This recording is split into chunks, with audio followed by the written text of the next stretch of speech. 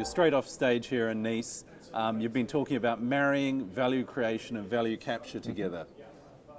Can you give me a summary? Sure.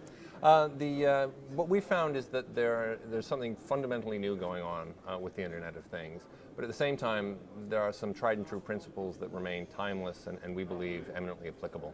So when it comes to value creation, that's where we see the transformation afoot. The technologies that define the IoT, we think, are creating what we call an information value loop that is a complement to the historically dominant linear supply chain.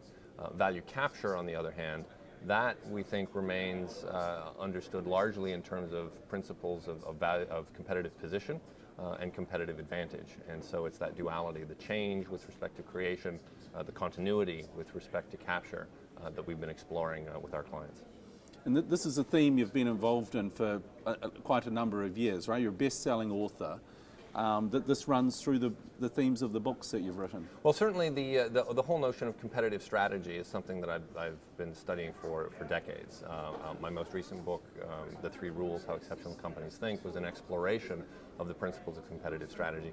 What really has drawn me to the IoT is a recognition that value capture is critically important, to be sure, but what often changes is the way in which you create value, and that's something that is new.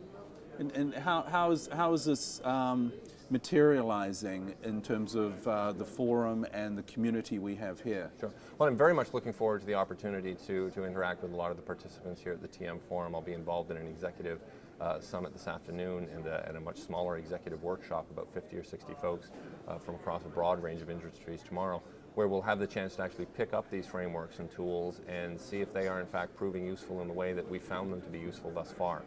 So it's a great opportunity to expose it to a very diverse and a very demanding audience. We're really looking forward to it. So the frameworks now are applicable beyond the comms industry? Oh, certainly. Well, I mean, I think most people will tell you we're not alone in observing that it goes far beyond individual industries to entire ecosystems, of course. And again, part of what we found intriguing and validating, I guess, is that, again, understanding value creation, how that changes with technology, with the creation of ecosystems, the blurring of boundaries, all of these things that many folks have observed that we feel are compelling and true.